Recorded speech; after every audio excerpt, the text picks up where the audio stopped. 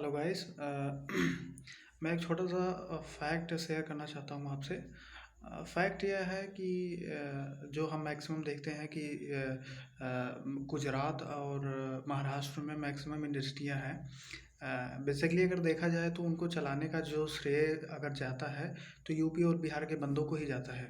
लेकिन अगर देखा जाए तो दूसरी बात ये कि बहुत ज़्यादा गरीबता होने के कारण यूपी और बिहार के मैक्सिमम जो लोग होते हैं, बचपन से कुछ ऐसे बच्चे होते हैं जो अपने घर से भाग कर के मतलब वहाँ शहर की तरफ मूव कर जाते हैं और अपना किसी इंडस्ट्री को पकड़ लेते हैं और उसी में उनका एक प्रकार से देखा जाए तो परिवेश उन्हीं में होता है। तो महत्वपूर्ण बात ये है कि देखा ये जाता है कि उनका जो परिवेश है उस इंडस्ट्रियों में पल के बड़े होते हैं वो लोग।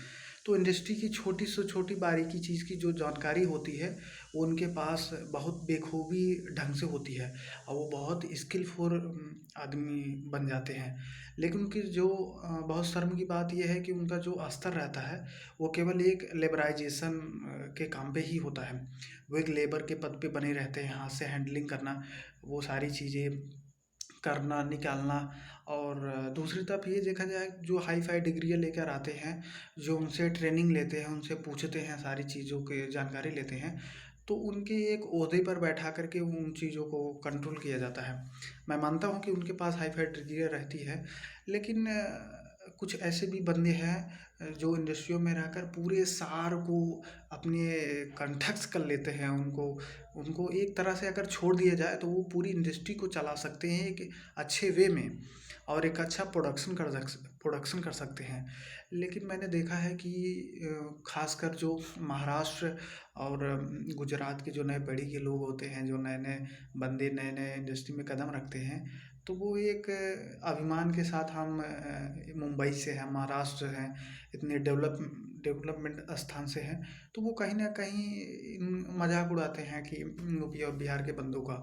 हालाँकि उनकी एज तो काफ़ी हो जाती है, परिवार भी हो जाता है, बीवी-बच्चे भी हो जाते हैं, लेकिन काबिलियत की बात की जाए तो उनके ऊपर बहुत ज़्यादा काबिलियत रहती है।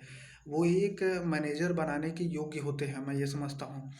लेकिन कहीं न कहीं उनकी जो बाधाएँ होती हैं वो डिग्री और डिप्लोमा की वजह से वो एक नहीं बढ़ पाते, एक बाधा रहती है, वो थमे रहते हैं। और ये प्रभावित ये भी करते हैं यूपी और बिहार को एक टैग बन गया है कि गरीब देश। तो ये भी एक काफ़ी ज़्यादा मज़ाक है। मैंने भी बहुत सारे इंटरव्यू दिए हैं, क्रैक भी किया है। लेकिन हाँ, फैक्ट ये है कि मैंने इंटरव्यू देते समय जो मेरा एक हॉल में बैठाया जाता है सब लोगों को और क्रमागत तरीके से एक-एक बंदे को बुलाया जाता है। तो उस हॉल पे बैठाने के दमाद लोगों में संवाद होता है, "अरे भाई कहाँ से हो?" तो ये सारी चीज़ें कहीं न कहीं अपना परिचय देने के बाद लोग हास्यमय तरीके से अपने आप को एक व्यतीत करते हैं कि यूपी से है, बिहार से है।